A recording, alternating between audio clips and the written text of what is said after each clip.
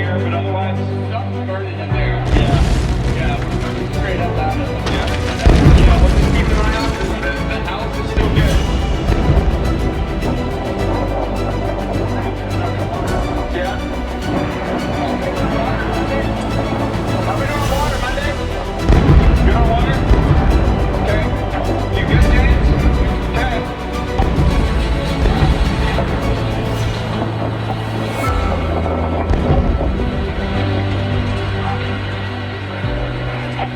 You good, Monday?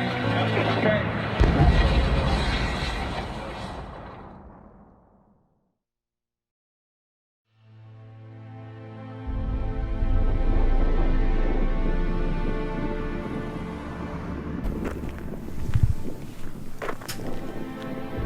It's like 10:30 in the morning.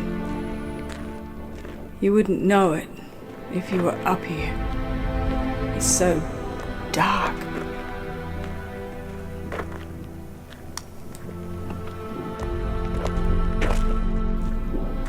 It's November 9th, the day after the campfire. I'm here in paradise and everything's gone.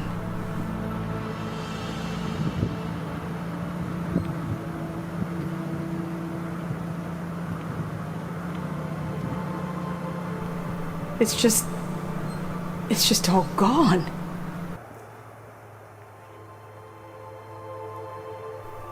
Looks like a nuclear war or a bomb or something went off. It's just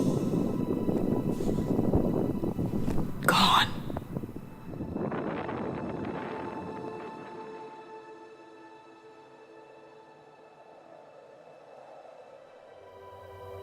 Hours turned into days, and days, they turned into the first few weeks. People were looked for, hundreds were missing, some of them would never be found. We were just all moving around in a kind of a grey haze, looking for loved ones and places to live. We were all just scattered in the ashes.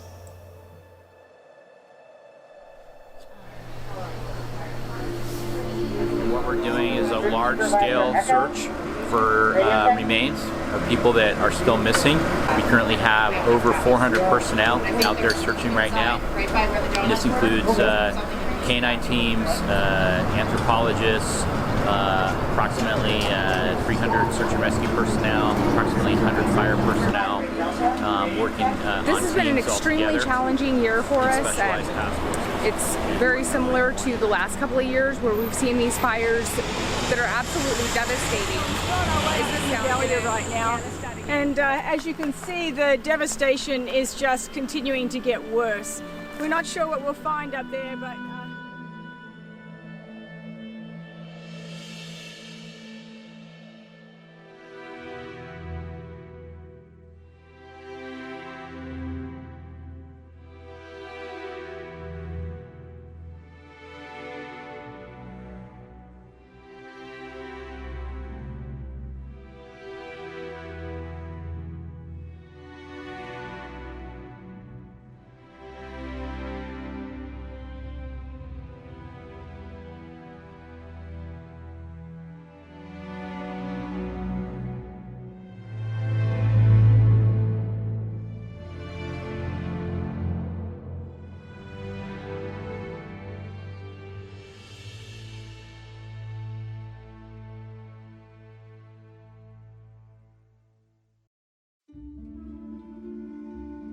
"13 years in one place we had never experienced." So when I found that through a text that the house was gone, that moment of crush came.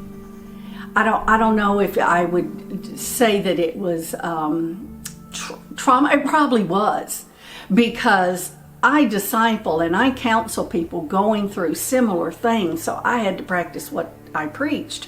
and that is integrate God in the middle of where I was in the trauma. So it was the loss of, I've lost the home, and then when it was confirmed with pictures about 10 p.m. that night, from the time that I woke up at 7 a.m. till 10 p.m., I went through every part of emotion that you can think of. I wept, I wailed. You go through that grieving time of loss, absolutely. I'm still experiencing trauma.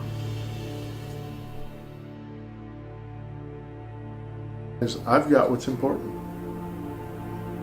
Mary and my faith. We're safe. People have asked me about grief and sense of loss, and it's there.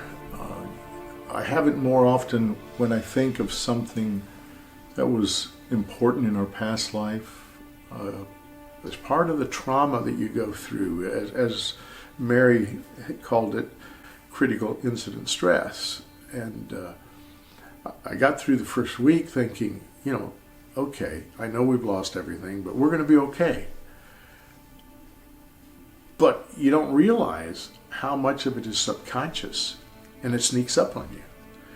And you begin to think there's something wrong with you. And the best thing that happened was when I began to understand that we're not alone.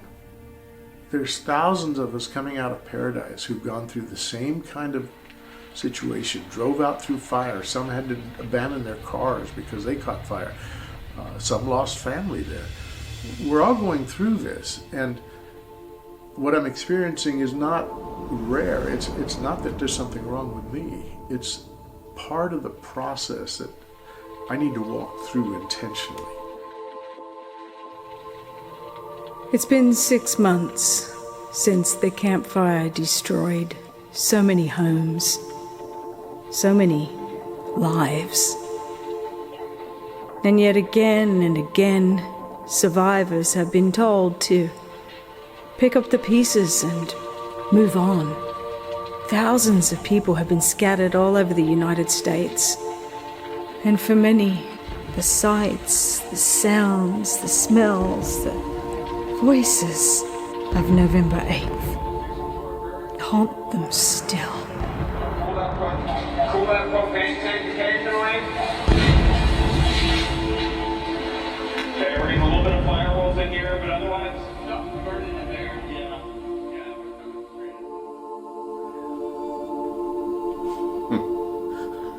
PTSD isn't the word for it. At least once a week I have this really bad spell where I'm dizzy, it's hard to walk. It's actually gotten harder for me because, and I don't know if other people feel this way, but at first it's a shock, really.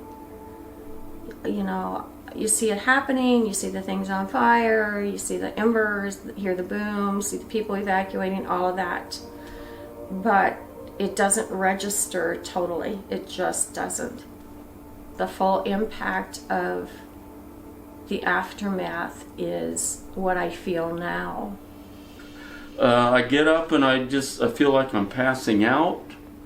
I have trouble talking. One time it was on Thanksgiving dinner. Jolene we went to have dinner with our host, and she had to help me get out to the trailer because I couldn't walk. The fire is out, but the aftermath it's here. It's still going on. For me, it's still going on. Where do I go now? How do I rebuild a life for myself? I want to stay. Part of me wants to stay, and a part of me wants to move because this massive, destructive, deadly fire came through, and I made it one time, and I don't know if I'm going to make it again if it ever happens again. Many of the businesses in Paradise and Magalia were destroyed by the campfire, but still there are those who bravely continue on. We have people that come in here for therapy because they want to see something of Paradise that was before the fire that's still the same. And while they're in here, they they have paradise back. Actually started mopping about 9:30 this morning, but every time we have a flash flood, then it comes down these windows off the windowsill like a little waterfall and just runs out into the room. We'll give it a few years. I think we'll be back up and running, like kind of like it was before, but not better. Yeah, hopefully better. Hopefully better. Yeah, we're probably making about half what we were making before, which isn't as bad as we expected. Not everyone fled when the campfire struck Concal, Magalia, and Paradise. People like Sally Hugg and her husband stayed and fought the fire because they were able and prepared to do so. When you've trained and prepared, it's possible to shelter in place, but you have to plan, you have to have everything worked out, you've got to have enough defensible space, and you also need the training in how to survive a wildfire if you cannot get out. It would have been a deadly situation if we had tried to get out because the fire was already down on the main road. There was no way I could have pulled a horse trailer out. The horses would have burned to death in the trailer. Mm-hmm. No doubt about it. They would have died in that trailer and I could have died with them. But no matter how well the preparations are made in a wildfire, there will always be that unknown element that destroys some properties and leaves others unharmed. Deborah Smith and her husband decided to flee the fire with their animals, leaving their home unprotected. The fire came within a quarter of a mile, but did not destroy their property or their home. We were very fortunate and very blessed that our home is okay. How it missed us, only God in the universe knows. That leaves a serious impression on you, and you're kind of in denial. And then finally, when you get home, you can't deny it anymore what had happened. We didn't know if we would have a home or not, so we could have been right there with them. But it kind of kept your mind off of it as you're working to help, to help others. And then when we found out that we still do have a home and it looked that we still were going to have a home, then, survivor guilt does set in. I feel very blessed that my house is still standing because the fire came within a half a mile on two sides of my home. I have survivor's guilt because 90% of my church family lost their homes. The people I know that worked in the school district lost their homes. A lot of my friends lost their homes, and I feel blessed and fortunate and that God protected my home. But then on the other hand, it's hard for me. I mean, it's hard for me to hear their stories because I feel guilty that I'm still standing, but I want to share what I have left. In having my home survive when so many have lost and so many friends have lost their homes and much more, it's been strange. I feel awkward when I know so many have lost so much. There's that survivor's guilt type of thing where you feel bad telling people, yeah, my home is there. Survivor's guilt is a symptom of post-traumatic stress disorder, or PTSD, that many of those whose homes were left standing after the campfire continue to suffer from. Others, such as Jaya May Gregory, whose home and business were destroyed, feel a deep sense of loss and displacement. That's Jacob's room right there. And this is actually the master bedroom where Asher was born. Yeah, you were born in this house. A few months ago, I was still in shock, and there was so much stuff to deal with. FEMA, homeowners insurance, managing the horses that had been injured in the fire, getting the kids enrolled in new schools. And now everything's kind of settled. And we're trying to figure out our new routine.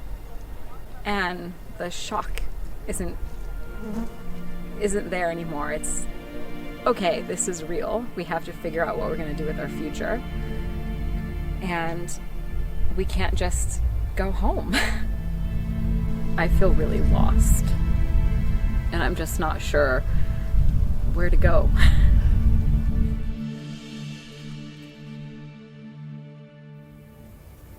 The restoration of the fire-damaged towns of the Ridge continues. Removal of trees and debris may take years, and while the work has begun, no one expects a quick resolution or restoration. The emotional recovery of campfire victims will also take years, as lives are rebuilt and emotional healing continues. My mom is 79 years old. My stepdad is 84 years old. I know that they're traumatized just because of the look that comes over their face from time to time. And seeing their faces when they saw their property for the first time. I have some really raw pictures of my mom at that moment. And it's like somebody took a giant eraser and just erased her life. And not only hers, it's not like her Christmas tree exploded and her house burned down. There's thousands and thousands of other people that have this raw, awful, open wound. It's really, really, really hard.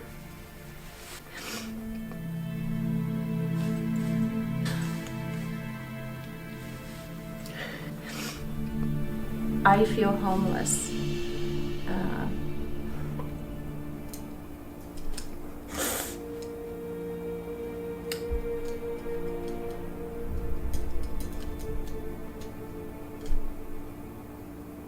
That's what's hard. I lost my home. Not the house. I don't care about that. It wasn't mine. It's the home. Everything I loved. Except my family, of course, but I lost my church is gone. Just the opportunity to live there is gone. It's not going to ever come back for me. It's gone, and I'm having a hard time letting go of it.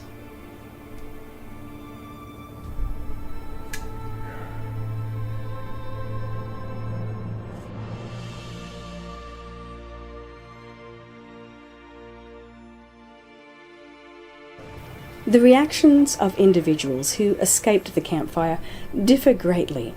While some prefer not to discuss the events of November 8th and the deadliest wildfire in Californian history, many feel it's beneficial, both to themselves and others, to share the events that unexpectedly and permanently changed their lives. For those who lived through and escaped the campfire, it is a day that will never be forgotten. There was firewalls up on both sides and just the fire coming down onto the cars, and there was a picket fence I remember seeing, and it was popping off and coming over, and then I looked over and a man came out of his car with his baby in his arms with a towel or something wrapped around the baby, and was running through the flames because they panicked. And I just knew that if I couldn't do that, I had to stay in the car. So right about that time, there was a huge explosion, rocked the house. She looks out the kitchen window, which is the opposite direction from where the fire is coming, and there's a fire over there. Like our neighbors 3 yards over, I could see. So we could literally see we were getting boxed in and had no time left. And at one point, there was a lady who was in the back of a pickup truck, and fire embers were coming down on her, and she's trying to brush them off of her. All of a sudden there was fire in front of us instead of behind us once we got out towards Skyway. And just fire on each side of the road, and you can't pull over. the wall of flames and everything going over. We had to blast our way through it because you can't drive through that slow. I realized my wife was beeping her horn and flashing her lights with me. I pretty much figured out by then the back of the truck was on fire. Trees in the canyon across the street, you could hear them burning, and then you could hear this crash. And I remember saying, is that thunder? Because I was thinking huge thunderstorm. And my 13-year-old said, no, Mom, those are trees that are crashing after they've burned. I remember driving away and thinking, our house isn't gonna burn. Our house is not gonna burn. The firefighters are gonna come in, like, swoop down like heroes, do what they do, and everything's gonna be fine. Well, I suppose I had a couple of hours before I actually left the house. I was trying to decide, honestly, I was trying to decide what I could take, what I needed to take, and I became overwhelmed by that. One of the things that I saw sitting on my table was my friend Irene's thermos, and I thought, well, I can get that. When you see the flames, you know you're not getting out. You're risking your life getting out. And people died within 1 mile of my home trying to escape. We got, at about 8 o'clock, I got a code red alert on my phone that says, there's a fire in Butte County. Okay, I was already watching my one neighbor's house burn to the ground. I got scared, I got very nervous. I went out front, my neighbor had come over and out my front door, and I could see the smoke. I could hear, I didn't know what it was at the time, it sounded like thunder. And so I thought, is that really a fire? And what am I listening? One of the thoughts that went through my head was, am I listening to, what is burning down? What am I listening to? Is that paradise?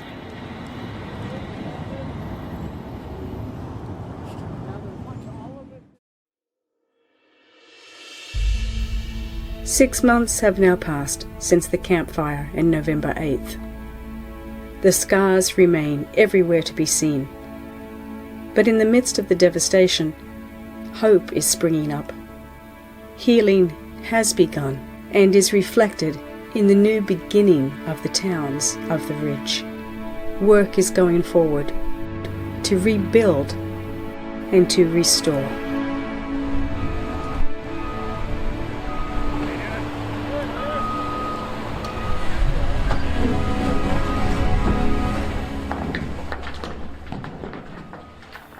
It feels somewhat less raw in some ways, because I'm starting a new life, and I'm looking for a job and trying to keep busy and so forth.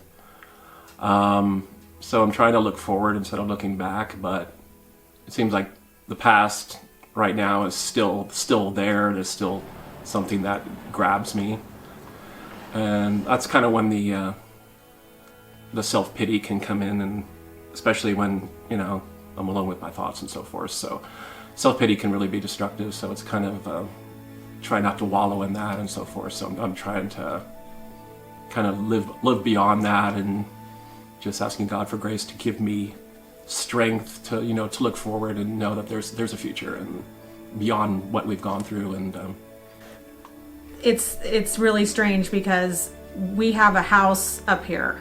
Really, still in our minds we have a house up here, and we're still kind of living in that house in our minds, at least in mine. And but then we're in a house that we're very grateful that we have, but it's not our house. We didn't choose that house. We didn't choose anything about this, but we're very grateful.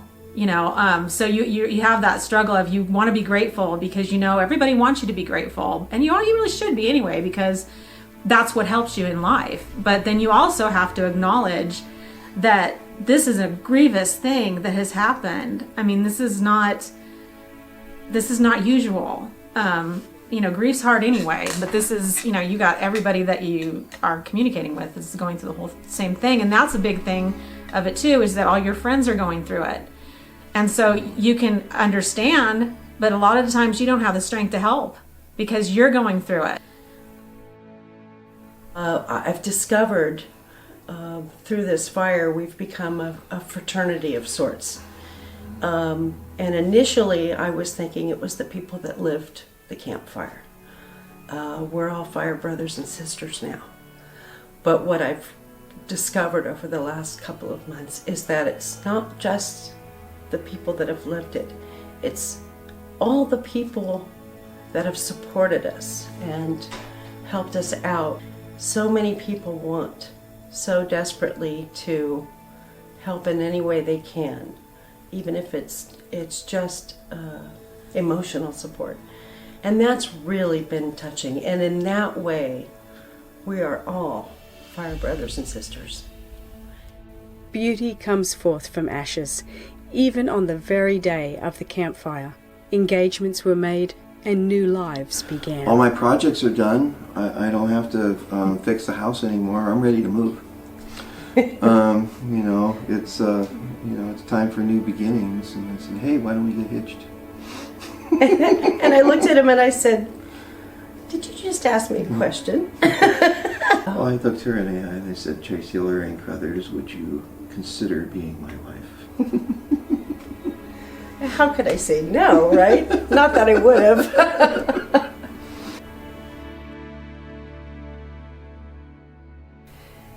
As I've been going through the trauma the other day, I realized that my laughter has come back. My grandson did something silly. He's always teasing me. He's 16, but he has now passed me in height. So now he realizes he can do things he couldn't before. So he said something to me and I just burst into laughter, and I realized my healing is coming because my laughter has come back. It's kind of an adventure. Going through a life of trauma and looking for where God's going to show up next.